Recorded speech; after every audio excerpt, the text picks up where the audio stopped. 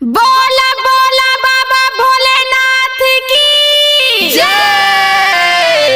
पता बाबा के नशा करेला गौरा जी से धतूर पीसे के करेला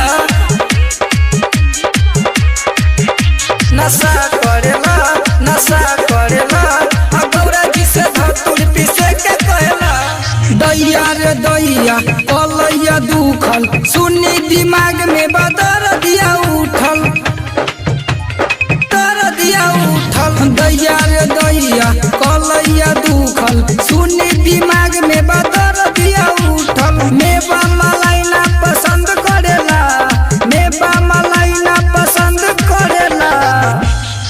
भोला पता भांग के नशा करेला गौरा जी से धतूर पीसे के कहेला।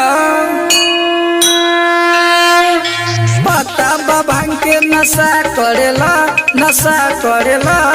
गौरा जी से धतूर पीसे के कहेला।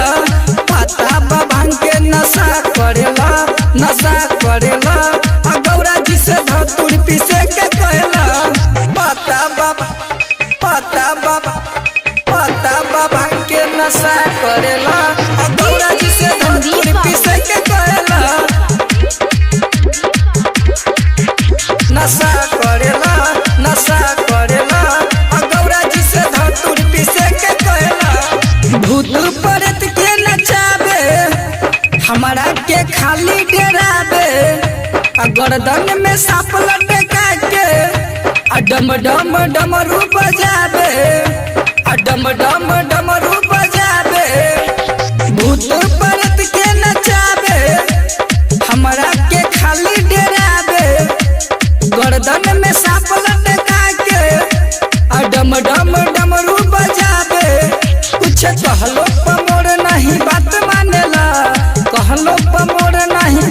मानेला बोला पता भांग के नशा करेला हाँ गौरा जी से धतूर पीसे के कहेला।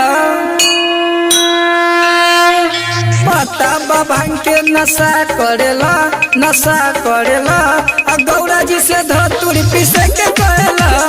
पता भांग के नशा करेला गौरा जी से धतूर पीसे के कहेला। पता भांग के नशा करेला गौरा जी से धतूर पीसे के कहेला। नशा करेला गौरा जी से धतूर पीसे के कहेला। हमर भोला न बुझे जी लागे हवन पूरा बेदर्दी कबले हम पीसे सिलवट पर हाथ दुखे त लगावे निहरदी हमर भोला न बुझे जी लागे हवन पूरा बेदर्दी कबले हम पीसे सिलवट पर हाथ दुखे त लगावे निहरदी। प्रिंस राकेश के जैसे गंजा पिएला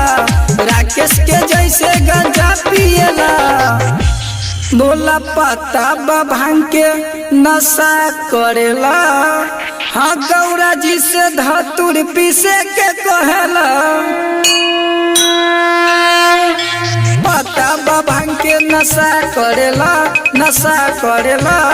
गौरा जी से धतूर पीसे के कहेला। पता भांग के नशा करेला गौरा जी से धतूर पीसे के कहेला। नए एवं पुराने सिंगर अपना एल्बम ऑडियो वीडियो बनवाने हेतु संपर्क करें लव स्टूडियो पुपरी। मोबाइल 9798587193।